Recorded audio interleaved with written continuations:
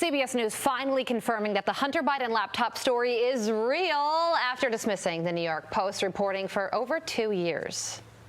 I think it's one of the biggest scandals I've ever seen, and you don't cover it. You want to talk about it? Well, because it can't be verified. You want to talk about insignificant things? I'm telling you. Of course it can be verified. Excuse me, they found the laptop. Leslie. It can't be verified.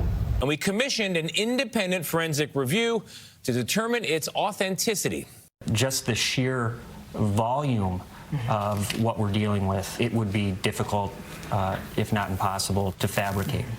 Joining us now is the author of, come on, man, Joe Concha. Joe, we see in the monitor there, you kind of have a little smirk on your face as you heard that Tony DeCopel explanation there. Doesn't CBS look absolutely ridiculous for publicly confirming the Hunter Biden laptop story so late in the game?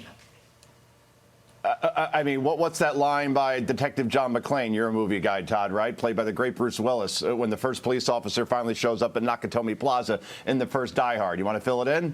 Welcome to the party. The party, pal. Exactly. Got to add the pal. That's the best part of it. But yeah, I mean, we're talking 25 months later, and CBS is talking about this like they had breaking news that suddenly came off the wire. And right, I'm so glad you played that Leslie Stahl clip, because in October 2020, she says, well, it can't be verified. You're going to sit here now, CBS, and tell me that you even remotely attempted to verify the contents of that laptop back then? Or did you just find it easy just to peddle what everybody else was, which was it was Russian disinformation? Now it just follows a pattern, Todd and Carly. New York Times, Washington Post, CNN, only getting around to verifying the damning contents of that laptop many, many months later after Joe Biden is in the Oval Office. So this is where we're at this point. And I have a feeling that this is the way hearings into Hunter Biden and that laptop are going to go once Republicans take back Congress. It's going to be dismissed. It's going to be mocked in the same way that it was in October of 2020, Carly. Joe, the Associated Press also caught playing defense for the Biden administration. The original AP quote says Joe Biden has said he's never spoken to his son about his foreign business, and nothing the Republicans have put forth suggests otherwise. So now the quote says, or ends with saying, there is no indication that the federal investigation involves the president. So Jonathan Turley pieced this all together, and he's calling out the AP, saying the revision creates a new problem. Rather than simply stating the fact, the AP seems to be struggling to shield the president.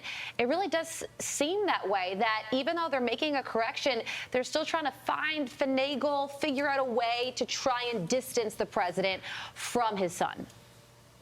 That's the key quote, Carly, the second one that you read after the first one got mocked out of existence for saying that, well, there's nothing Republicans have put forth suggests that the president ever discussed this with his son. He says he didn't, so we have to believe him.